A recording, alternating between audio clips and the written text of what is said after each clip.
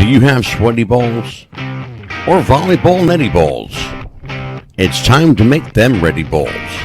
The Manscaped.com Lawnmower 3.0 will do the job and clean your knob with its patented no-nick head, so your head will function as desired. Enter promo code WrestlingFuture for a generous 20% discount. That's enter WrestlingFuture for a 20% discount.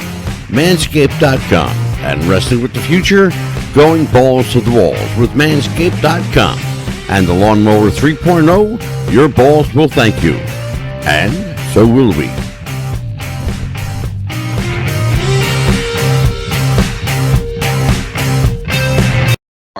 3. Hello, everybody. Welcome back to a very special edition of Wrestling with the Future. I'm Angelo DeCipio, joined as I am weekly by the smartest guy in the room. Again, I tell everyone I'm contractually obligated to say that because I get sued and subpoenas if I don't. Dan the Man Sebastiano. Hey, Danny, how are you, brother? I'm good, man. This is Are you still the smartest guy in the room? Any room I walk into, you know that. Really? I don't know. You're up. You got some tough competition that night. We got Stephen Plym with us. He's no a pretty smart cookie. What's that, Stephen? No competition at all, baby. Ah, please. Are you kidding me? The wisdom of the ages. Before we bring Stephen in, like I really need to introduce Stephen Plym. He's been here. You know who he is. Before we do that, I want to tell everybody we got a couple of really amazing guests coming up, and I want to get this out of the way now because I don't want to forget. I do not want to forget. All right, let me tell you what's coming up next week. We got a busy week. 3 shows next week. Wow. We have Eddie Mansfield, one of the most controversial guys in the wrestling business. He is the guy, Stephen, if you don't know who Eddie Mansfield is, he's the guy who blew the lid off of wrestling and exposed it for being, we hate this word, it's the F word, fake. Oh. Yeah. Okay. And he'll be back with us for his second interview. I know Dan's looking forward to that, as am I. Now, Wednesday night, we have a special Wednesday night show. Dan, this is a non-wrestling show with Rico Constantino, who is a wrestler. But Rico is coming on for a non-wrestling show. He's got some stuff he wants to get off his chest, and you know he's always got an open invite here. Rico's part of the family, so Rico will be with us on Wednesday. Then the return of Jim Fife on Thursday night for part 2 of Inside Hollywood with Jim Fife. So we are looking forward to that, and of course, I have been looking forward to Stephen Plym all day, quite frankly. Stephen, how are you, brother? I've always told you, I feel like $1 million in change, especially the change. Okay, Angelo? What can I tell you? You know, Stephen calls me and he goes, "Hi, this is the IRS. I'm here to help." You'd be the only one, brother. Angelo. Why? Do you remember why I always told you that? I had an old attorney back in the 70s and 80s. That was his opening line to me, so I plagiarized. I steal it. "Hi, from the IRS, here to help you, baby." I'll tell you what. Dan will tell you because he does it every week. If you're going to steal from the best. Yeah, and I admit I steal. Right, Daniel? Hey, you know, see, here's the thing. Here's the thing. In the outside world, stealing from somebody else might be considered plagiarism. In wrestling, it is called creative control. Oh, wow. Do you know something? Just exercising creative control. That's all. You remind me of something when you say that, Angelo. Yes, sir. I met one of my heroes one time, and I mean a hero, Milton Berle, Mr. TV. I've actually met him. Yeah, go ahead. Go for it. He said, "I stole everything. What the hell? Everybody steals mine. We just go on and on. Who cares?" He made a career out of it. Are you kidding me? And made a fortune. I met Milton Berle, Stephen. Daniel, you'll find this interesting. I met Milton Berle at the Valley Forge Music Fair in Pennsylvania. Just outside Norristown, Pennsylvania. and he was in full regalia. Eye makeup, wig, heels, the dress, the whole bit. People don't know this. Stephen, you know this to be true. Oh, hell yeah. Milton Berle was a notorious cross-dresser. He loved to dress in women's clothing. Loved it. Keep in mind, he's in his 80s at the time. Yep. Because I think he lived to be probably 90 something. I mean, I know he was up there when he passed, but this man just, but as quirky as he was, the guy had something, and we're going to talk about that tonight, Stephen. We're going to talk about Angelo. That's back in the 1950s, for Christ's sake. Yes, exactly. You know what I'm saying?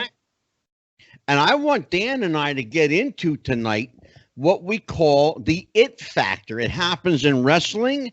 It happens in show business. We're going to talk about the it factor. So before I take up any more time speaking, because I know it's not like me to hog a conversation, Daniel, shut your mouth. So I'm going to give it to Daniel tonight. Danny, it's all yours. Okay, well, you mentioned, I actually brought up a really good point, Stephen. You said that was the 1950s, and how certain. I mean, obviously, the implication being that the prudeness of society was more significant back then than today, and he was still able to get away with that. We kind of touched on something previously to go back to the reason you originally came to the show.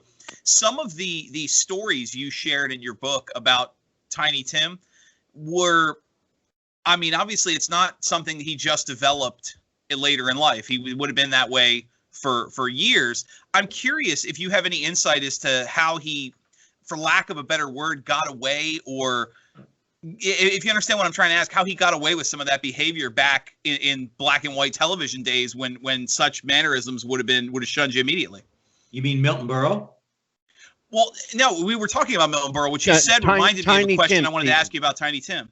Yeah, Tiny Tim. And no, I think what Dan is getting at, Stephen, is how did Tiny get away with some of his quirky behavior?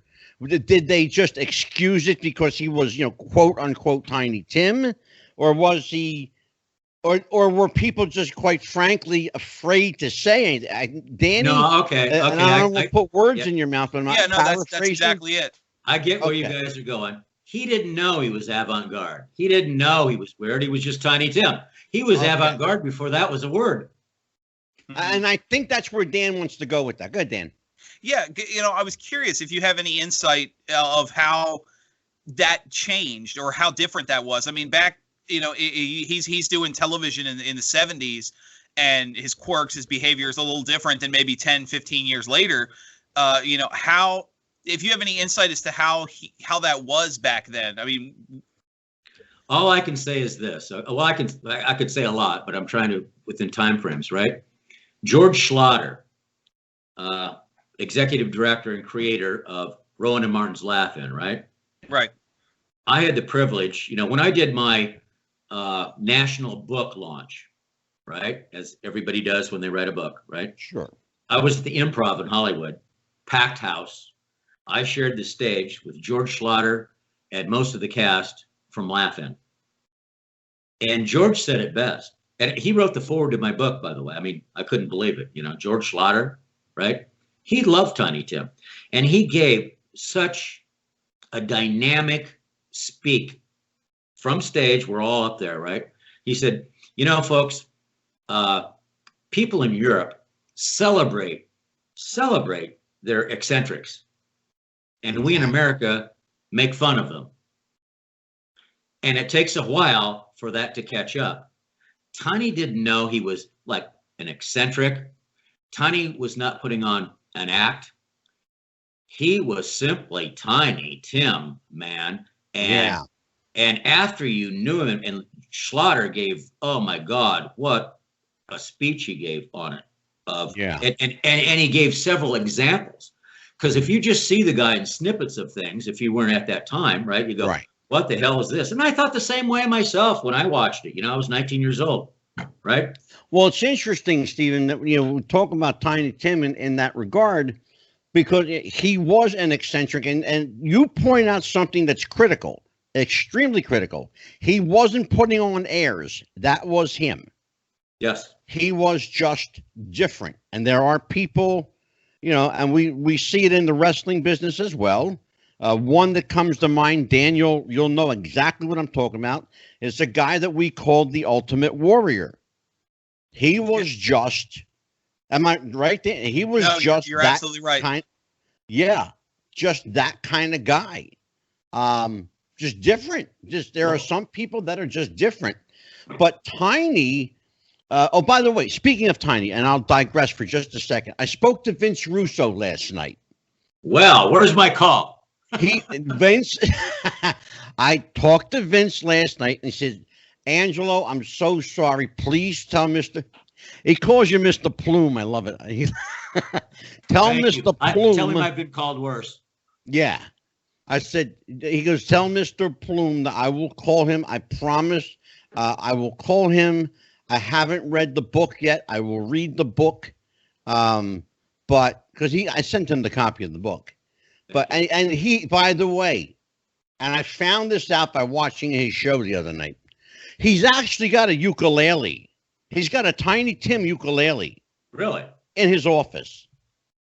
Did it belong to Tiny or? No, it's just he bought a ukulele because he's a Tiny fan. Oh God, that's wild. Okay. You don't understand it. He loves Tiny Tim, this guy. I could tell that night, the first interview that I did with you folks. Yeah. I could tell his enthusiasm. I mean, it just shined through, man. And I really dug that guy. Yeah. But Tiny was, he was one of those people, and we talked about this before. Some people have the it factor, and you can't always quantify what the it factor is. That's why it's called the it factor. There's no adjective or adverb. It's just the it thing. Yeah. If you don't get that, you don't get anything. And you're exactly right, Angelo. That's what he had at his time. The it factor for Tiny Tim. And there's something, you either have something, you've either got that intangible quality or you don't. Right. And I don't know how you market it. In Tiny's case, it must have been extremely difficult, or in some cases, Stephen, it might have been super easy. Who knows?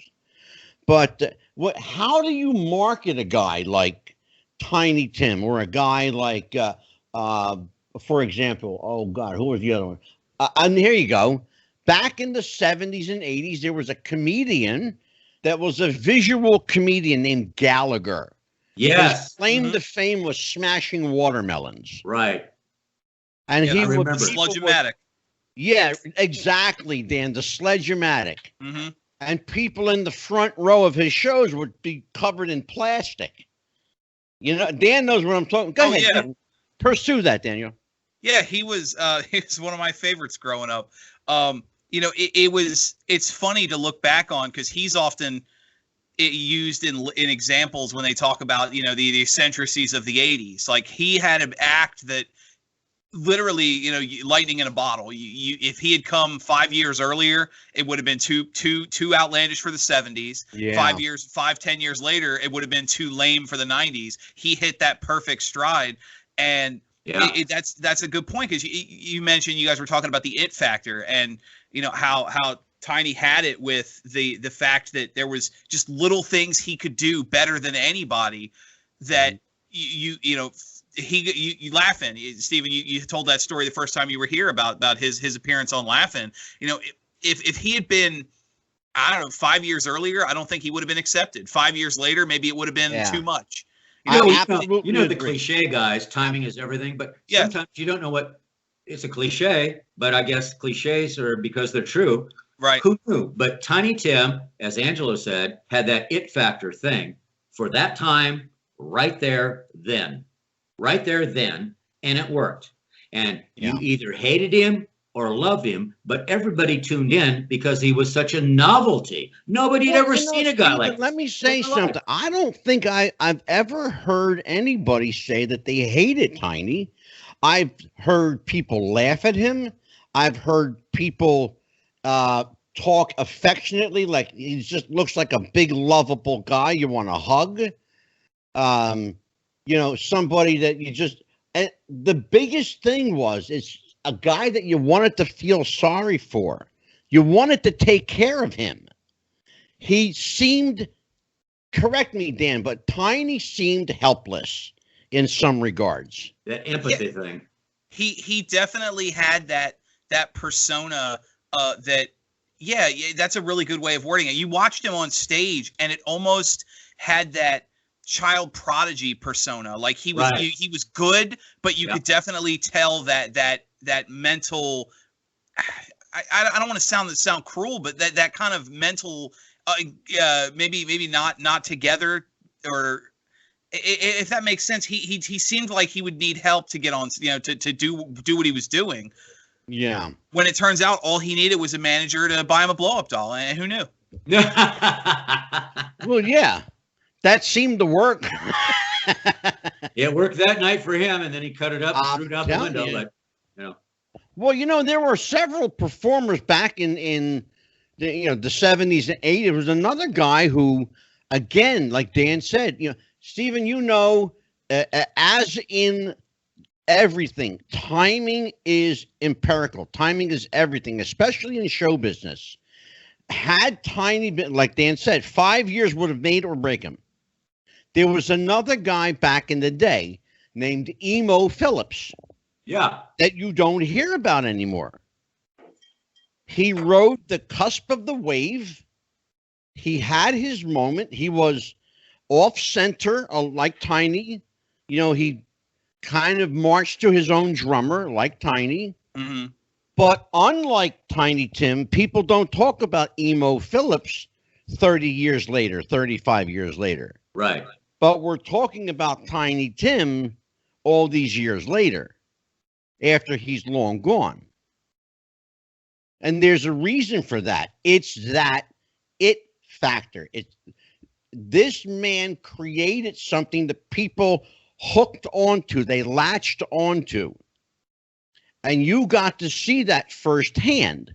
Had you seen that with anyone else, then you've handled a lot of people, Stephen. No, I hadn't. No, not to that degree at all. Okay. Tiny Tim. Now, I remember this. I forget the name of the magazine at the time, but this was back in late 80s, early 90s. A magazine called Fame. And it listed the people and they went like this: name value or their picture value. Do you know them? Sure. At one time, Tiny Tim was #1 in the world of name value and face recognition, more than the president of the United States. Can you believe that? I do believe it. Yeah, absolutely. More people at that time, I forget what year it was, but knew the name and face of Tiny Tim, more recognizable than anyone else in the world. Can you dig that? Sure. It blew my mind. Well, it's funny because Dan and I had this conversation a couple of weeks ago. But we related it to wrestling. If you take 100 people on the street and ask them who the vice president of the United States is, I'll bet you dollars to donuts that better than half wouldn't be able to tell you Mike Pence. You're damn but right. If you showed them a picture of Jay-Z or Kanye West with no name on it, I'll bet you they could tell you who that person is. Yep. Angelo, you don't know how right you are. And I did that as an experiment one time. I swear to God, I did this. I can't believe you're saying that. I walked into a bar, it was a famous place too, in New York City. But I wanted to show Tiny, I was trying to make a point, right? And I walked in with a picture of the President of the United States and a picture of Tiny Tim. Like an idiot. I just went up and down. Who's this? Yeah. They knew. Who's that? Oh, that's Tiny Tim. I watched him married to Miss Vicky on the Tonight Show. Oh my! More people knew who Tiny Tim. And I actually did this as a stupid ass experiment just to show Tiny. I was trying to make look who you are, buddy. And it worked. I knew it would. And we talked about that before, that he didn't. And Dan and I have had this conversation, in fact, a few times with wrestling people. not realizing how famous they are. There was a guy, I don't know if you know the name, Stephen, but there was a guy named Jimmy Superfly Snuka, who I knew Jimmy Snuka. He was a hell of a guy. But Jimmy didn't realize how famous he was. Dan, you want to relate that story? Yeah, it comes up a lot in conversation, especially with some of the older wrestlers. And what he's talking about with Jimmy Snuka was he was at his peak, one of the biggest draws in the world across all spectrums of entertainment. And even then, the stories we would hear from people that knew him is he would act surprised when people would recognize him at the airport, and he just didn't quite understand the fan base. Like, oh, why does everyone love me? He didn't get why he was popular or even as big as he was. Yeah. No, I get that, man. And see, Tiny was the word guileless. He was guileless. He didn't have any agenda. He didn't know how famous he was. He was just Tiny Tim, this person, a loving, caring guy that just did the old songs from the old crooners, and that was it. If I can interject for a second, you just said something. You struck me. You said he didn't have an agenda. Obviously, going back, to the early record days, the 50s and 60s, artists were the faces of a lot of things. But the idea of this social movement of today is a relatively new concept where celebrities, actors, musicians, famous people tend to want to have a platform. They're doing political ads. They're doing these massive campaigns. Now, it's not to say, in the 80s you had like Band-Aid and Live Aid and stuff like that. But I'm curious, and knowing him as well as you did, if Tiny Tim was alive today, do you think he would have been one of those people that we'd be seeing in all these political ads and campaigns and get out the vote and all that? Or would he just kind of want to be left alone? Not at all. He wouldn't do that at all. If he were asked, because I remember this in so many interviews, right? And Tiny Tim, it was funny too, guys. If they would ask his political affiliation or something, he would just smile and he'd go, "I'm just a little right of Attila the Hun." That was his line. But he never projected his political beliefs on anybody, never brought it up unless asked. That was it. He didn't feel that was his place. He just wanted to entertain, man, and sing. Yeah. Well, it's interesting because somebody asked Elvis Presley that at a press conference. He said, a female reporter asked Elvis, "What is your opinion of war protesters, and would you yourself today refuse to be drafted?" And he said, and I quote, "I'd just as soon keep that view and opinion to myself." And he left it at that. And the woman said, "Should other entertainers keep their opinions to themselves?" And he said, "No, I'm just an entertainer, and that's all I do." Some people have that mindset. Their job is to entertain people, not to influence politics, not to, today everybody wants to be an influencer. And Angelo, I don't mean to interrupt you, but here's what I hate. I hate this. Today, all these entertainers, actors, singers, what have you, right? Right. Want to go on with vote this way, do this. I hate that. You know what? Who the hell cares what you think? We buy your records. We like your artistry, right? Exactly. And now you think you're a pro on the political scene. I want to throw up. I want to throw up. Yeah. Just my view, guys. Go ahead, Dan. That's your. Actually, if I can redirect the course for just a second, you talked about influence. One of my favorite guilty pleasures is horror movies, and last few years there was a series of horror movies called Insidious, and the very first one ended the cliffhanger of sorts was the ghost dancing to Tiptoe Through the Tulips, to kind of the reveal that the ghost had followed the family. I'm curious how you think Tiny Tim would have felt knowing that his music was used as both obviously everyone knew the song, but also just the nuance of I don't want to say, for lack of a better word, it was the creepy factor of no other song, no other voice would have made that scene work. How do you think he would have felt about that? I think he'd have laughed hysterically. And I know exactly what you're talking about, because when it happened, my daughter called me. She goes, "Dad, have you watched this movie? I said, no. She's, get it on, get that thing. Tiny's there, blah, blah, blah, blah, you know? And I listened to it, and I thought, following your question, what would Tiny think of it? I just know him. He'd be sitting there in the lounge going, oh my God, Mr. Plym, what do you think that means? Well, you know, it's interesting, Dan, that you're a horror buff. I am too. And Stephen Plym knows this. I don't know if Dan Sebastiano does, but Tiny actually did not one but two horror films. Yeah. Are you aware of that? Oh, yeah. Played the clown. Yeah, exactly. Played the clown. Dan, do you know about this Scary one? No. I'll tell you when we get off the air. Okay. I'll tell you, yeah. Stephen and I'll tell you when you get off the air. Yeah. But suffice it to say, it was an interesting performance because it wasn't much of a stretch either. He didn't have to act. Let's put it that way. Right. But so Stephen, you're here to spill the beans and shovel the dirt on some people in the business. Let's get down and dirty. Let's get some juicy gossip going. Okay, but I got to intervene with one thing for both of you and all your listeners. Okay, sure. Because I'm so proud of this. Today, my daughter, the baby, I have 4 daughters and 1 son. Right? Yeah. My baby girl is 17. She applied to Iowa State University today. Good for her. That's awesome. Beautiful. Be a cyclone. I'm going to tell you something. I've seen Stephen's daughters. They are gorgeous.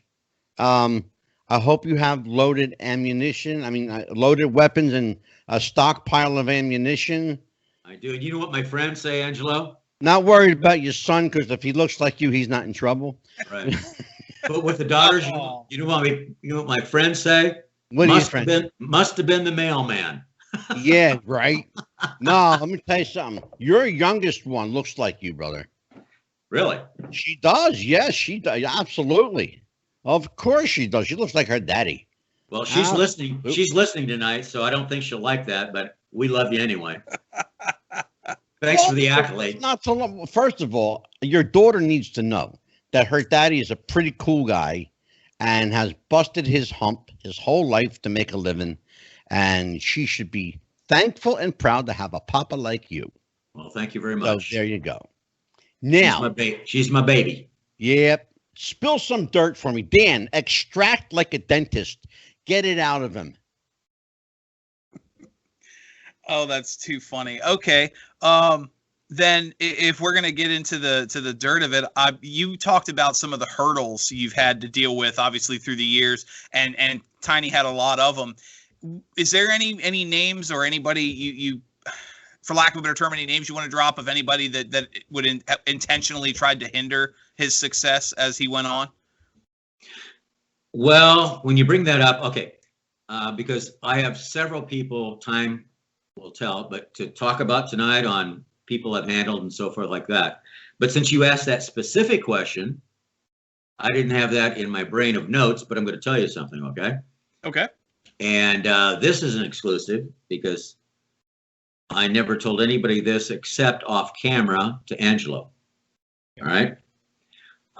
When I was doing the book, Tiny Tim and Mr. Plym, my publisher, right, who, by the way, paid me very well, but we did not get along. We were in the same saddle, okay? Yeah. It was a business deal, right? But he came to me one day. Now, check this out. I'm in the middle of writing the book, and I would send him scripts and then editors and blah, blah, blah, blah. You know, it's a complicated thing. I didn't know how complicated it was until I did it, right? Oh, boy. God, I learned a lot. Anyway, he came to me one day, and we had drinks, and he says, and he was trying to be kind of sly with a wink of the eye, you know? And he goes, you know, Steve, if there was ever a time, you know, if there was ever a time where maybe, just maybe, you saw Tiny Tim on his knees with Liberace or Johnny Carson, now just, he says, think back. Do you know how many books that would sell? I couldn't even fucking believe it that he said that to me. And I knew he was a dirtbag, but not that. You know what I mean? That's And I said, and I knew exactly what he meant. I said, what are you trying to say? He says, you know what I'm trying to say. Let's sell books. You want to make more money? Everything's based on book sales, okay? And I'm paying you a lot of money up front. This would sell a lot of books. If you could remember, and then the wink of the eye, if you could remember a situation like that. And I looked at him and I said, hey, pal, let me tell you, I'm in the middle of this thing. We could drop it right now. There ain't no way. Okay, Jack, there ain't no way. I mean, I can't even believe you're asking me this. Okay, it was dropped, but that's some of the behind the scenes crap, okay, that's never heard of before in this kind of bit, writing a book and a publisher, an agent, and all that kind of stuff. But he actually wanted me to do that. Yeah. Yeah, I know that story. Dan, you don't understand what he was trying to say here is that, by the way, in the interest of full disclosure, all the people that this publisher was telling Stephen to, add some sugar on, or however you want to categorize that, they were all dead. So there would be no liable. Who's going to sue? Okay. Hey, Angelo, you're exactly right. Well, yeah. I mean, think about it. We've actually had that conversation on our show before with wrestling writers. We had a writer recently, Kenny Casanova, who it basically implied the same thing. Is it basically was, who's going to sue? There's nobody there to sue. If you're relating a story about a person that's deceased, there are two people who know the truth: the deceased individual and the person he told the story to. Yeah. If they're both gone, how do you validate the veracity of that story? Exactly. And it happens all the time, by the way, and not that he was an angel, but that Johnny Carson was kind of one of those guys that would do something like that too, by the way. He was not a nice person. Well, I met him twice. Yeah. Okay. And I used to book Doc Severinsen and Eddie Shaughnessy. Yeah, sure. The great drummer. Yeah. Right. And we called him Doc Severinsen in the NBC Orchestra, right? So I got to know him that way. But when I put my book out, let me digress. When Carson put his Best of Carson tapes out, remember that? Yeah. And it made him millions, right? Sure, absolutely. Okay. How could he put those out without a segment on Tiny Tim? Be impossible, correct? Absolutely. Right. Biggest show ever. So when he had a secretary call me and want you to sign off on this on Tiny Tim so we can do these tapes. You're the only one that hasn't signed off. I said, well, okay. Why hasn't Mr. Carson called me? Well, I do that. I said, no, I want him to call me.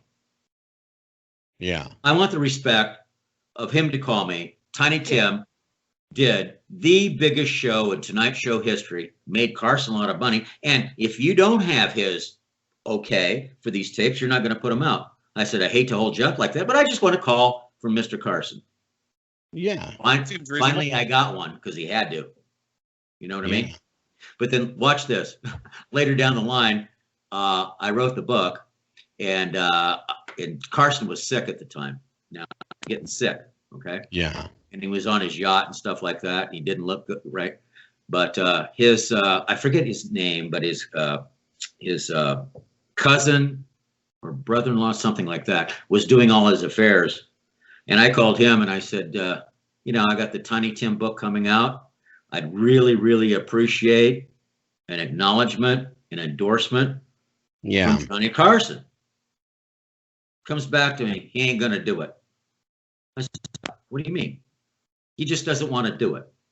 What's the reason? He just doesn't want to get involved. And here's the guy that I signed off on with Tiny for his multi-million-dollar tape deal, right? Sure. And he wouldn't endorse my book. Well, I don't like that. And it's always been in my craw, man. All he had to do is say something, Yeah. Mm-hmm. Well, that guy you're talking about, Stephen, his name is Freddie de Cordova. No, no, it's not Freddie. I know Freddie. Not Freddie? No, it's his. He's a relative. I'm sorry to interrupt, but he's a relative of Carson's, like really close relative that was handling all his business. Freddie de Cordova was the executive producer and all that, and I know him. But this was, and I'm sorry because this just came up. I don't have my brain on. That's fine. He was a very close relative of Carson, right? And handling all his affairs at the time. And that's who I went through. And he would come back to me and he said, no, Carson, Johnny doesn't want any part of it. He just doesn't want to be involved. And I was really pissed, man. I mean, I could have used that endorsement. You know what I mean? I thought it was either Freddie de Cordova or Peter LaSalle. No, and I know them both, but no. Yeah. And right now, I'm sorry, I can't think of the name. That's a good guy, Dan.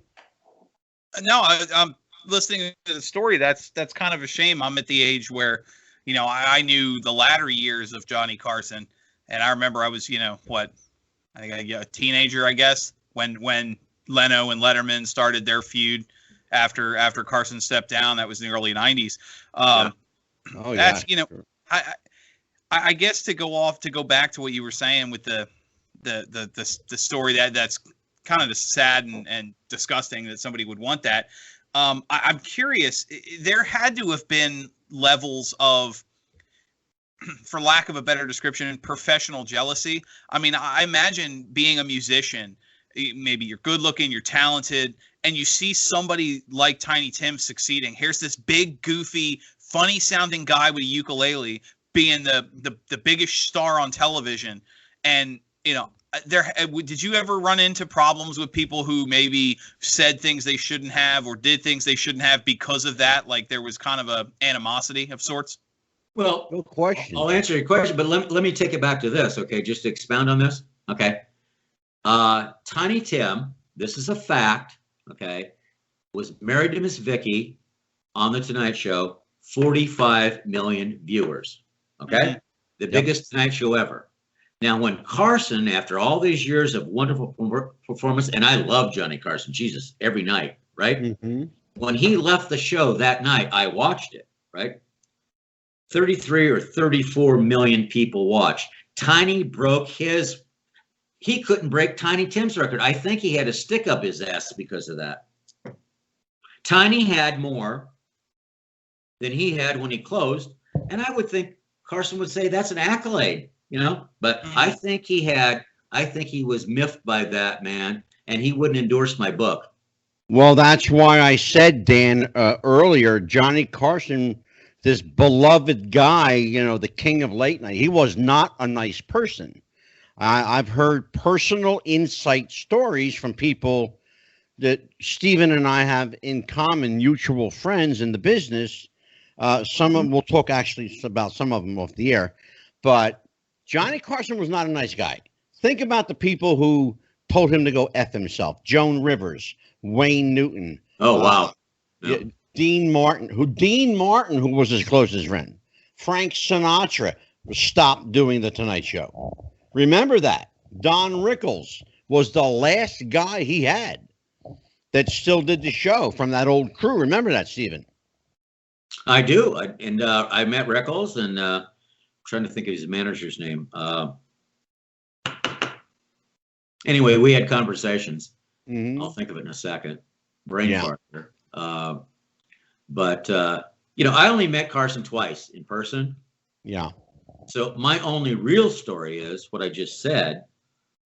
I acknowledged him and acquiesced and had Tiny Tim sign off on millions of dollars worth of product for him, and he couldn't give me one blurb, okay, of recommendation on the book. And so from then on, I had a bad taste in my mouth, to say the least. He was a very petty guy, Stephen. He was a very, very petty guy. But that's the way it was. So yeah. So let's talk about. Oh, by the way, I want to talk about. You and I talked about it on the phone. I want to discuss it here. Let's talk about those individuals that you've handled that, for whatever reason, I'm sure their fault, I no doubt, but people you've handled that you had to let go for either personal or professional reasons. So let's talk about that. Well, thank you. I know there's a couple of them. Well, I can bring one up right away. Y'all remember Jake LaMotta, the Raging Bull? Yeah. Oh, Jake, yeah. Hold In it. case I want to do this. people don't know, yeah, Can you guys see this? sure. Okay. This is Jake when he fought. This is Jake today while he's dead. And this is De Niro playing his life, right? Yes. Mhm. Okay.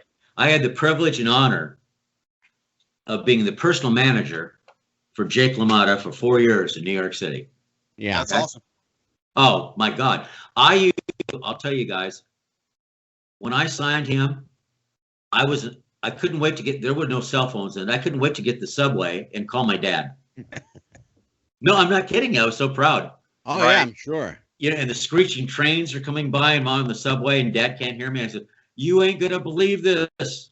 I'm managing Jake LaMotta, the Raging Bull. Oh my God. I was so proud, you know? We do have, Stephen, kind of a younger audience. So, well, it's becoming a little younger now. Because Daniel, you know what, boy? Hey, Dan, I age myself a lot with you, don't I? Of course. But for those of you who don't know, you do yourself a favor and really invest a few hours in a film called Raging Bull. Yes. It's a boxing film. If you love boxing, you're going to love this movie. It's a film starring Robert De Niro, a very young Robert De Niro. De Niro won the Academy Award that year for Best Actor, 1981. Yes, playing a real-life character, and this guy was a character, named Jake LaMotta. He was an interesting guy in a lot of different ways. I actually got to investigate a little bit way early on, years and years ago, while the movie was still out, who Jake LaMotta really was. And he was a groundbreaker in many areas, but he was in some ways, Stephen, you know this to be true, he was the quintessential broken boxer who drank too much, who ate too much, who partied way too much. Yeah. So tell our young Squire Dan about your experiences with Jake LaMotta. Love to. I'll tell you, Dan the Man and all your viewers, I was in New York City at Foxfire Talent with Barbara Moore, as we talked. Angela knows, right? Yeah. I was the executive vice president there. We handled a lot of stars. Anyway, long story short, one day we were on 54th Street between 5th and 6th Avenue, right? Right in the heart of it all. It was just a wonderful time, right? Mm-hmm. And a gal comes in and wants to meet me. And I sat down with her. She was Jake LaMotta's daughter, adopted daughter, okay? Mm-hmm. But she had an agenda. This was wonderful. I didn't know she was Jake's daughter, right? She comes in, and I'm a singer, and I do this, and I do this. I want you to audition me. You know, and we had, you know how many people we had like that a week? Oh, my God, dozens, right? Oh, my God, you know? And as I'm talking to her, she goes, she could see my disinterest. She was that hip, right? And she goes, do you know who my father is? I said, no. Jake LaMotta, the Raging Bull. Well, did that get my attention? I said, what? She says, yeah. And he doesn't have a management agency anymore, and he's looking. She was leveraging herself, right? Follow me? She was absolutely. She was a hip New Yorker, right? And she says, I want an audition. And if I get an audition, I'll bring my father to you to have lunch. Absolutely. It took me a nanosecond to go, you're on, deal. Yep. That's good leverage, though, Stephen. And let me tell you, I kept my word. I gave her an audition. Terrible singer, blah, blah, blah, blah. But she introduced me to her dad. And that was, then on we went, man. Jake was a great cat. We became great friends. I was the manager for 4 years. And I have so many stories about Jake LaMotta. I was so proud. You know, he's history, man. Middleweight champion of the world. And we'll talk more about Jake tonight as well. But I want to follow up on something that Dan got out of you here. Let's talk about that. You're talking about Jake's daughter leveraging herself, for her gain. You take care of me, I'll get you Papa. Yep. Right? Have you had other individuals that were either connected to famous people or related to famous people who said, if you take care of me, I'll get you my famous whatever? Well, in the booking type industry, yes. Okay. And it was like inferred, but not actually said. Sure. But then in a lower level, just when you're doing, back in the day when I was doing like shows and lounges and all over the country like that, and you wanted this one, somebody would come to you and I'll do this favor for you. And some of it I can't even say on the air. Well, actually you can, because I'm going to issue a disclaimer now. At this point, it would be advisable, if you're under the age of 18, to maybe recuse yourself from the rest of the show, because we're going to engage in adult conversation. All right. So I want to get into it. So now, Stephen, let's get there. Take me there. Okay, I'll give you one tidbit, because I don't want to get too far in the weeds here, buddy. But okay, you know who Rod Stewart is, of course. Of course, yes. All right. Do you remember Kelly Emberg, the Noxzema cover girl model in the 80s? Oh, sure. Giant fucking star, right? Absolutely, yeah. Right. Okay. So Kelly comes to us. She's beautiful, of course. By the way, her name was Anita Ekberg. No, that was Kelly Emberg. Oh. This is in the 80s. Oh, okay. This is like, I'll tell you that. Okay, there was another one? Oh, wow. Hey, well, he had a million of them. I know, right? And they're all blondes and they're all beautiful, right? Absolutely. And they all. I asked Rod Stewart one time, how come you've been married so many times? He said, well, I'm not afraid of commitment. Apparently not. No, her name was Kelly Emberg, and if you look it up, I know it's been years ago, but she was the Noxzema girl, cover girl, made millions. Yeah, I know who you're talking. I thought we were talking about Anita Ekberg. I'll tell you what's funny though, because Rod Stewart married like these different women who all look like the same person. Exactly. They all look like. Exactly. They looked like they were like twin sisters of the other person. Interesting. So let's get dirty here. Let's get dirty. Has any woman, young girl, young lady come up to you and said, Mr. Plym, I just want to be a star so bad I'll do wink, wink, anything you want me to, winky, winky? Angelo, it's a rhetorical question. It's happened so many times I can't even tell you. Okay. Well, come with the best ones. Well, Kelly, right? She used to come. And by the way, she was Rod's fiance, right? Yep. And she was beautiful. She used to come. We booked her. She was a terrible singer. She couldn't sing for shit. Yeah. Right. But she was Rod Stewart's girlfriend. Sure.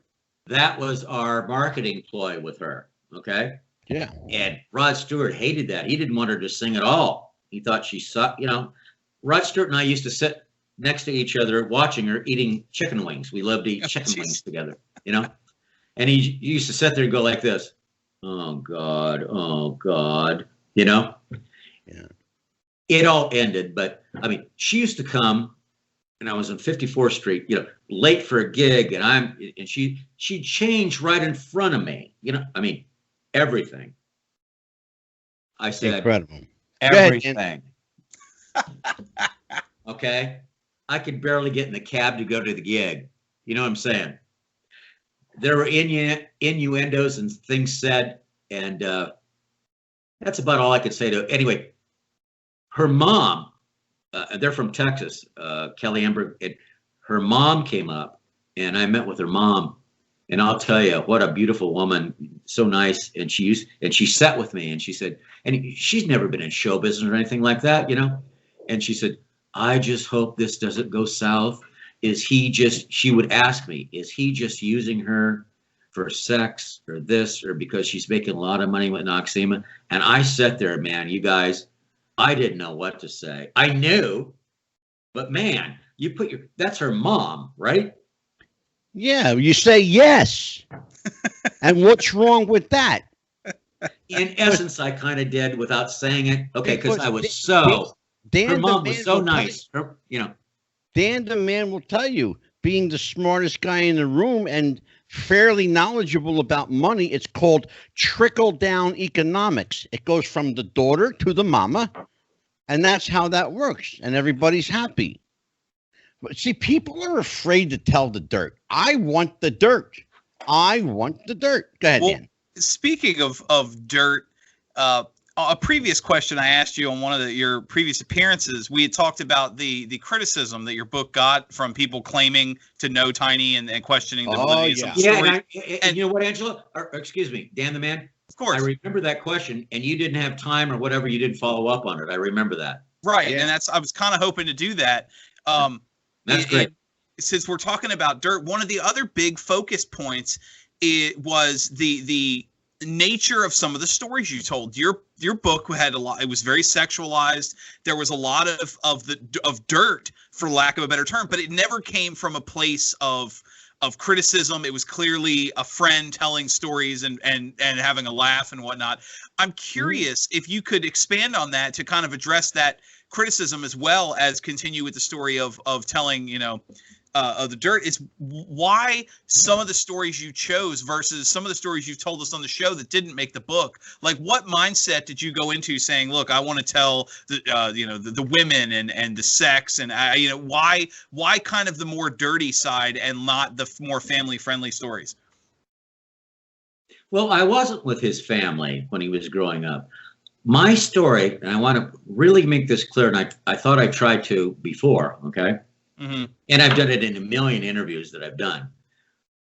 I wasn't with Tiny Tim day to day for 12 years. I was his friend. We talked on the phone all the time. I would hire him. For my shows. Then more and more we became friends, and then I was his manager, okay? In the book, okay, Tiny Tim had a big dichotomy, man, between his religious fervor and sexual appetite. Right. I tried to balance that in the book and be truthful. Okay. Mm-hmm. The people that have criticized anybody writes a book, you're going to get critics, and then you're going to get people that like it, blah, blah, blah. I can tell you this.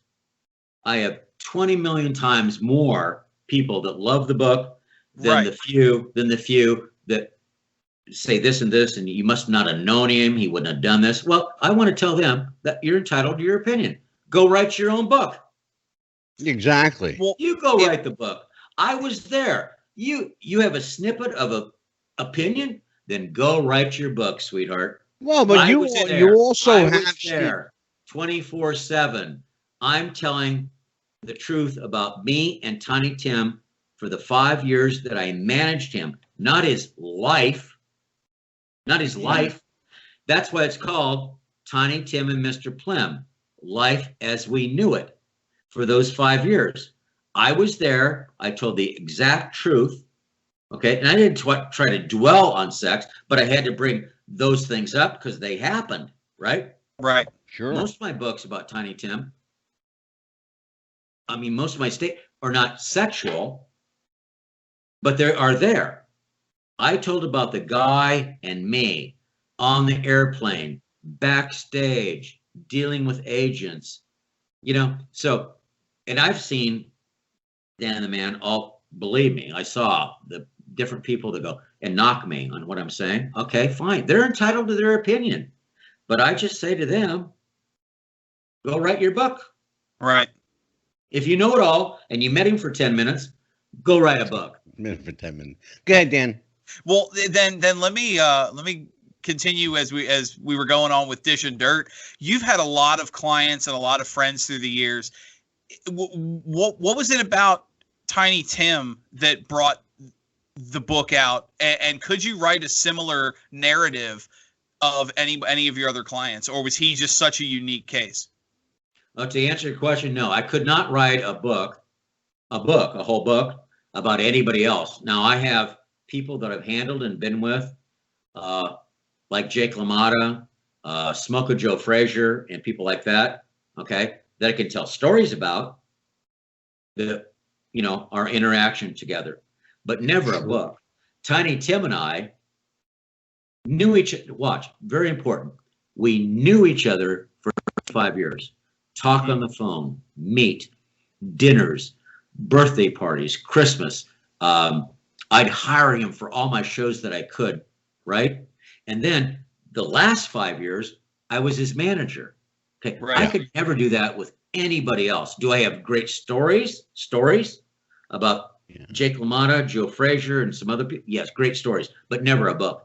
Tiny. Well, I think it's fair to say, Stephen, that you could probably write a book on your cumulative experience of all the individuals that you've handled, pulling out, anecdotes and maybe little snippets of stories from individual people. But Tiny Tim is that rare individual who has to have his own book. Yep. He's just too unique not to. Let's talk about LaMotta for a little bit. You did a lot of work. People don't notice. In addition to entertainment, you've done a lot of work that crossed entertainment and sport. To use the term that Dan and I are familiar with, sport entertainment. Talk to me about how you used to fuse entertainment with sports teams. Let's talk about that dynamic. Yep. Okay.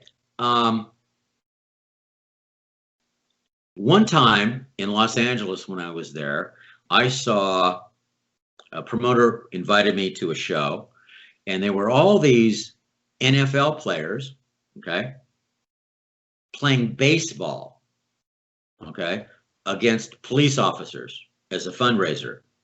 Man, I thought that was a great deal. And when I went back home, I expanded on it only in a very, very professional way because they did it shipshod shit, okay? I did for 10 years, okay? The Chicago Bears, the Minnesota Vikings,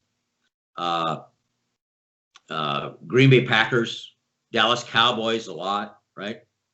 And I developed relationships with them as fundraisers, sports shows, okay, but fundraisers, and I would put them together like, let's say Dallas Cowboys. And I'd go to a city and I'd sign up the police department. You want to make money? Yes. Okay. They all need money. Here's how we do it.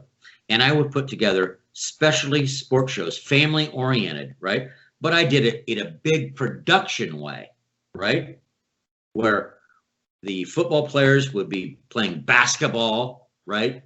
Against these stars and, all over and it was so successful. Then we ran with it for 10 years, right? And then we would hire, like Jerry Mathers, the Beaver, who later I was in Tiny. I'd always have Tiny there, and Joe Frazier. And there were big extravaganzas because it was the unique thing. Football players playing basketball against the cops, right?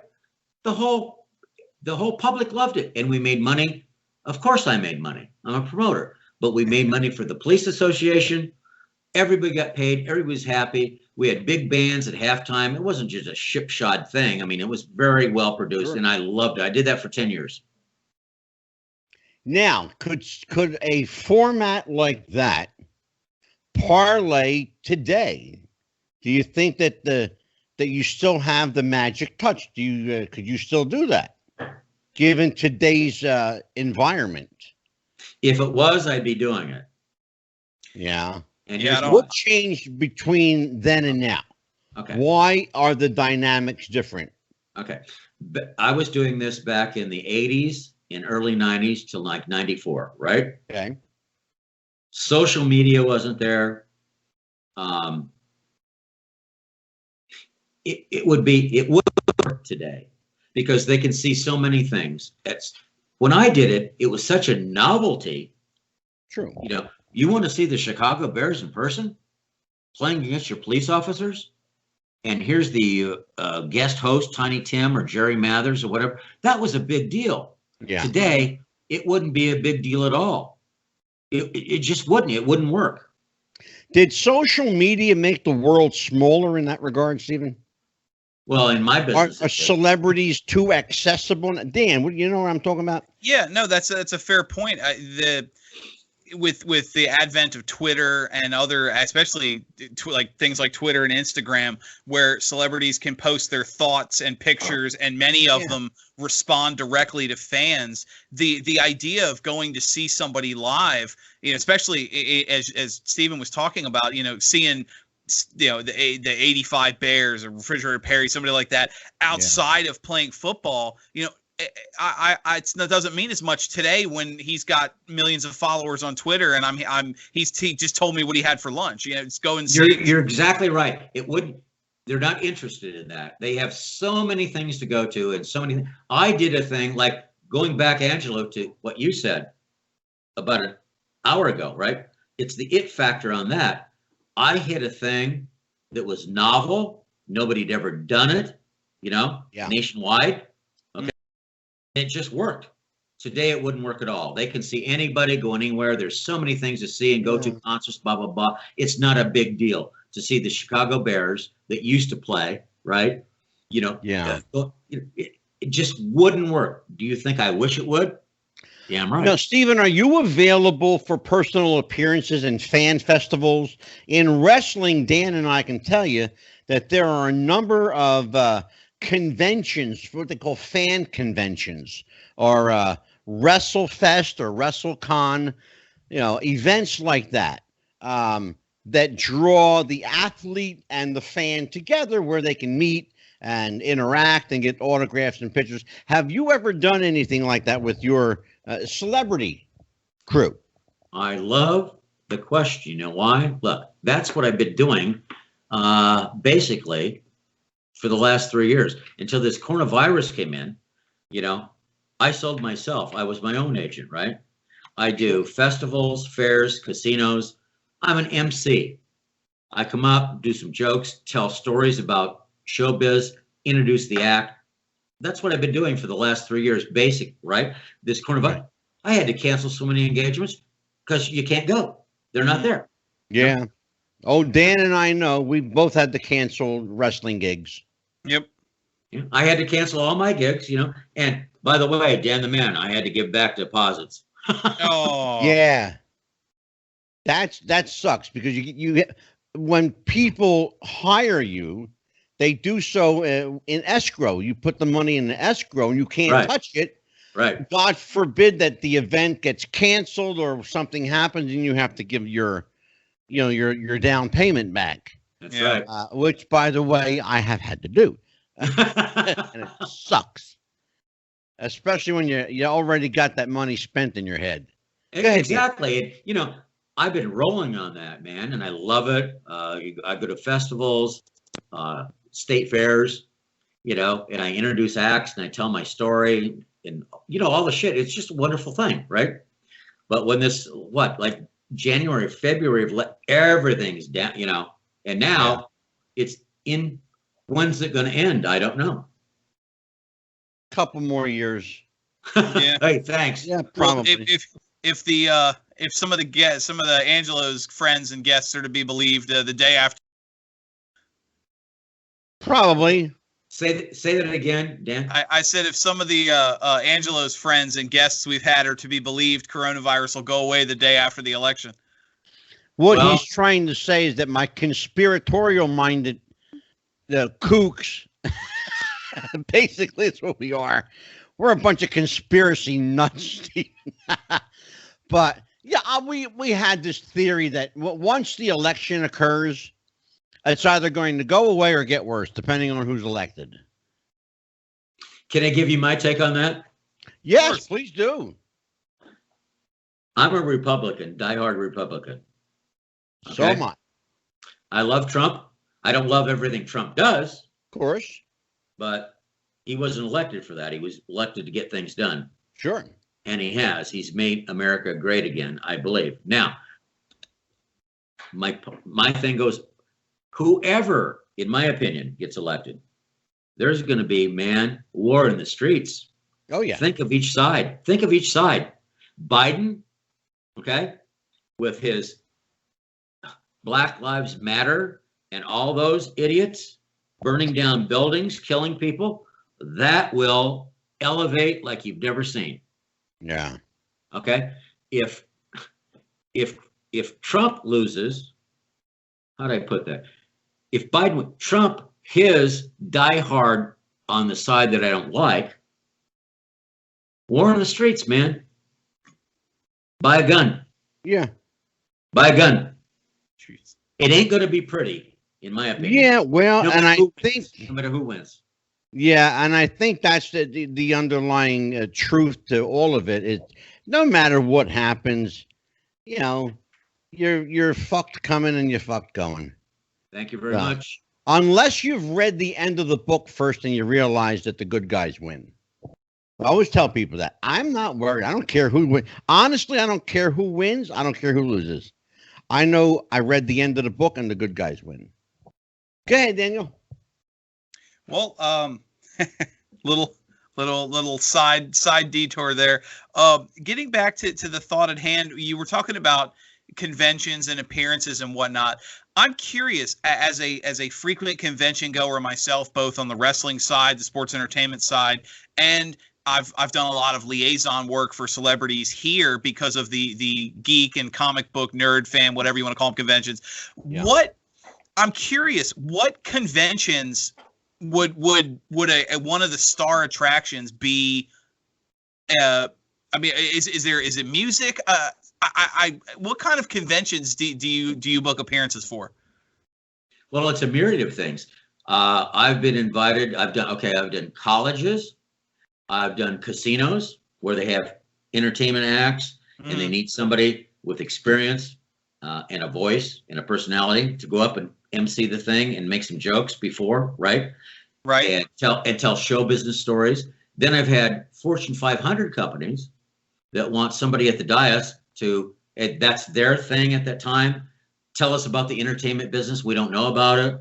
Okay. Yeah, Stephen, I think colleges.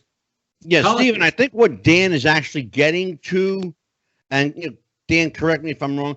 I think what Dan is getting to is with regard to booking entertainment conventions, for example, where you're booking,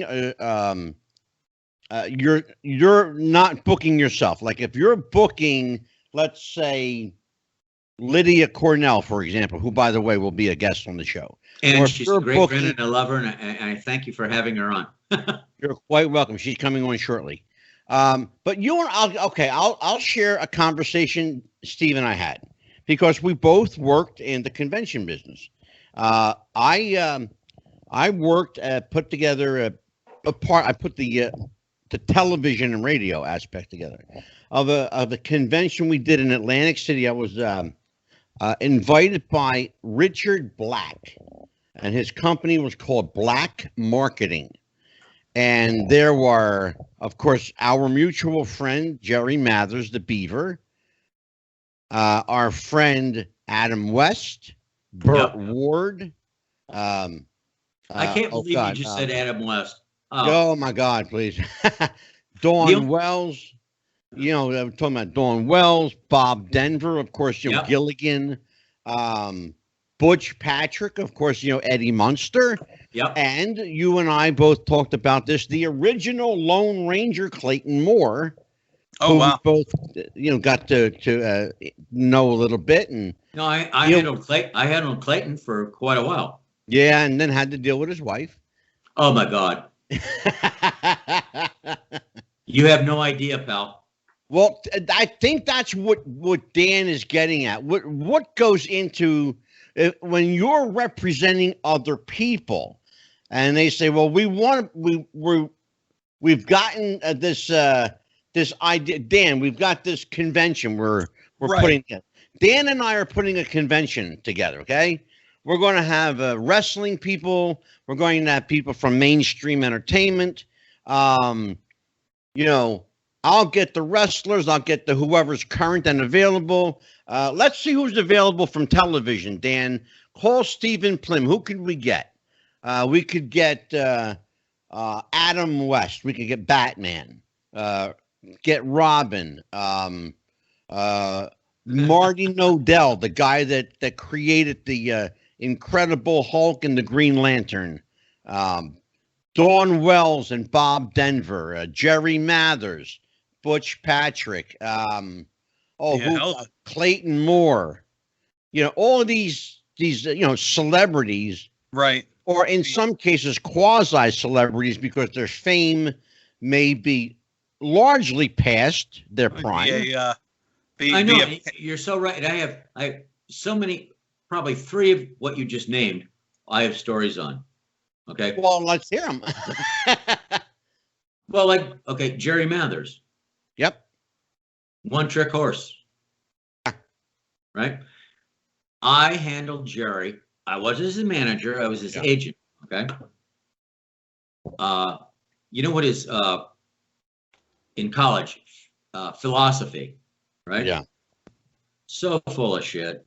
I mean, sure, completely full of shit. Lazy. Yeah. He only had one thing: leave it to Beaver. Yeah. When I met Jerry, he was beyond drunk. He may have been stoned and drunk.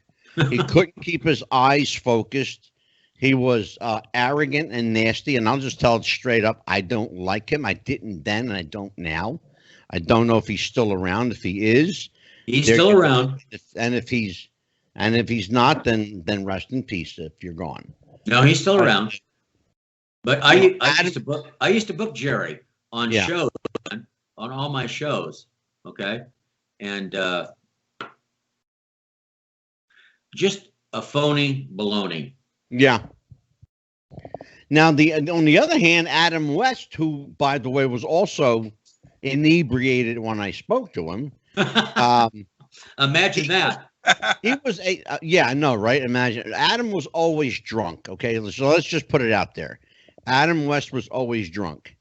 He liked his alcohol, and he always had to fly first class. And I'll let Stephen tell you about that. Oh my God! Thank you for. You know what? I only had one experience. Yeah. Never met him in my life. How hip are you to remember that? I only had one experience with Adam West, and I forget how the scenario went, but some cat in Vegas, and do you want to handle Adam West? Yeah. Long story short, I was home 2 times with Adam West to do one of my celebrity sports shows. Yeah. All he could talk about is this. Watch. Not money. Not money. Are you going to fly me first class? I said, what? Of course. No, you have to guarantee me. I have to be first. His ego was so fucking huge. Right? I'll pay you the $5,000. You show up. No, you got to send me a wire right now that I'm first class. I can't be in coach. I'm Batman. I did an interview.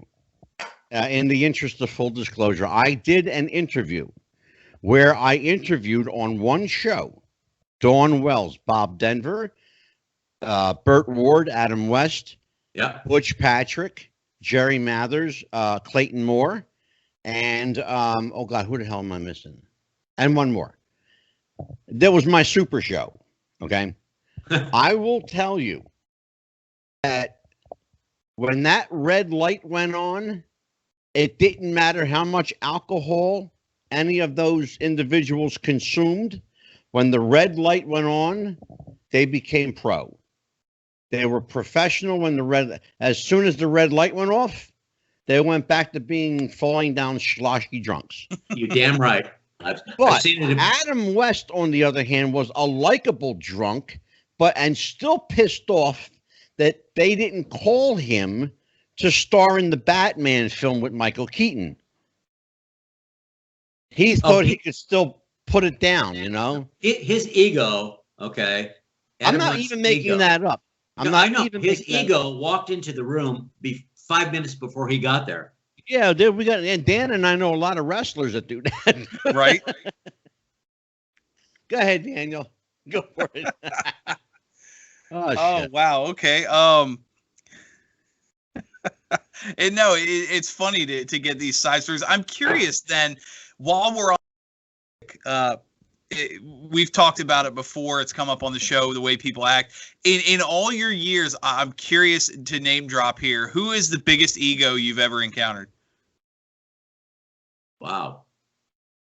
There are so many. Biggest ego? Man, I got to think about that for a minute, because look, all these entertainers have giant egos, okay? That's what keeps them going, okay? Mm-hmm. And the dichotomy is, once they make it, see, they work all their life to make it, and they're scared all the time about not working, but they're even more scared when they do make it and make big money of losing it. Exactly. Because they all once they make it, they all overspend, okay? They don't take care of the business, and I got to have work. They're making, maybe millions of dollars, but they outspend their shit. Okay. Yeah. And right. How am I going to pay taxes? How am I going to pay for the pool? Pay for the limos, right? So it's a never-ending battle. Well, Stephen, I'll tell you what. Just to validate that story you're telling, not two nights ago, Dan and I had this conversation on a show with the actor Jim Fife. We were talking about, he did a film with an actor that you remember named Richard Grieco. Yeah. Okay.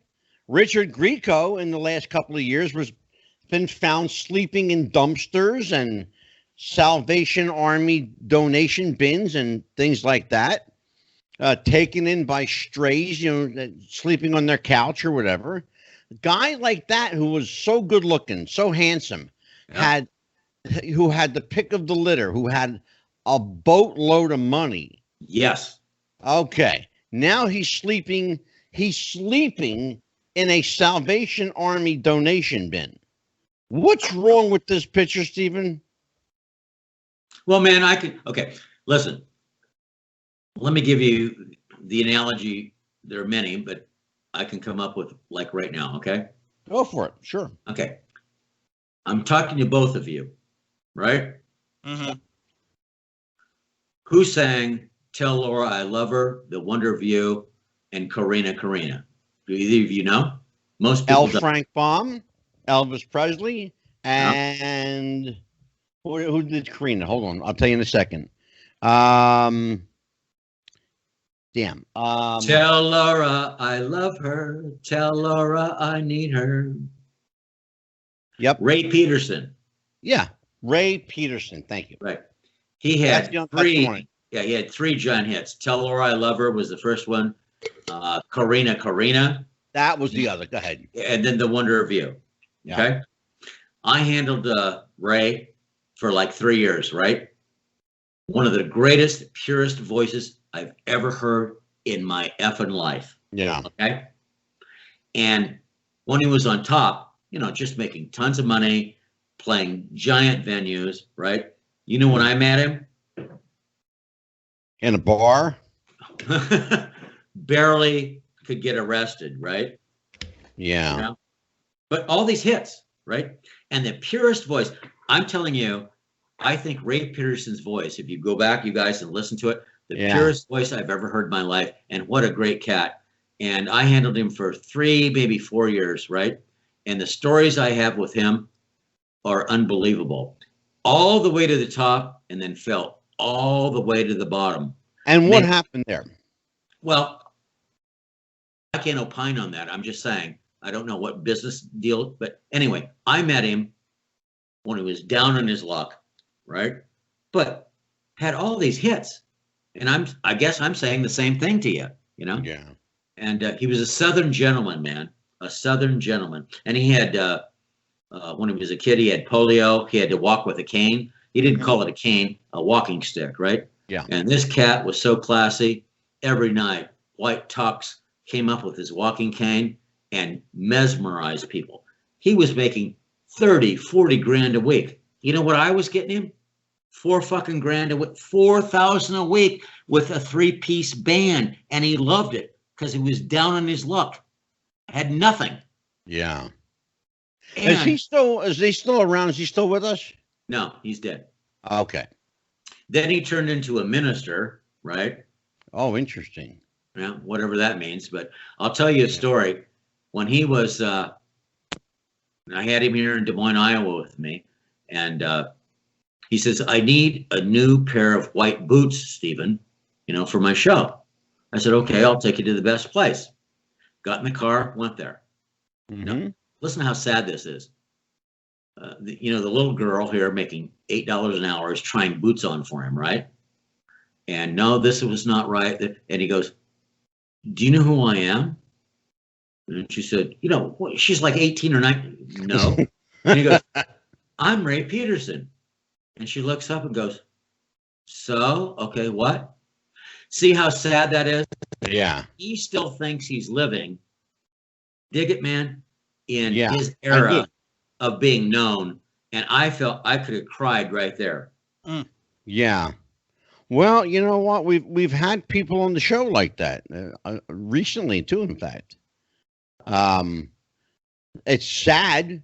It's a sad case. You cannot recapture your old glory, but you have to try to make the best of whatever situation, bad situation is normally how it ends up working out. But you got to try to make the best of a bad situation and either live in your past or become a victim of it. No, I agree with you, but I'm just saying that. Yeah, no, it's a sad state of affairs. I almost wanted to cry. I was so embarrassed for him because he still thinks, say, he's a big star, and here's some 18-year-old girl trying on shoes for him. Yeah, she wasn't even born. She wasn't even born. And I had an experience like that, Stephen, in Atlantic City with Jackie Vernon. Jackie Vernon, and no, I'm trying to think of the name.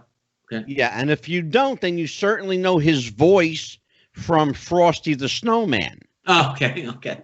That's Jackie Vernon.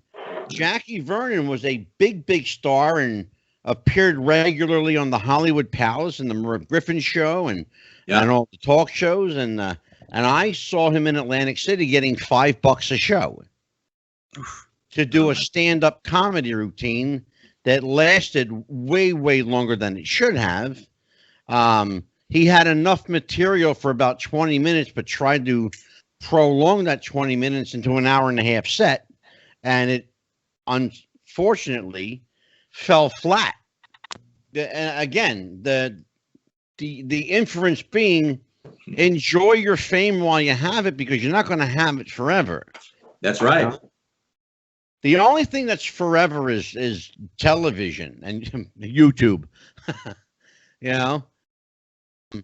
But oh my God, we can go so many places right now, but the only place we need to go is to Dan the Man for a word from our sponsor. Thank you. Yes, sir.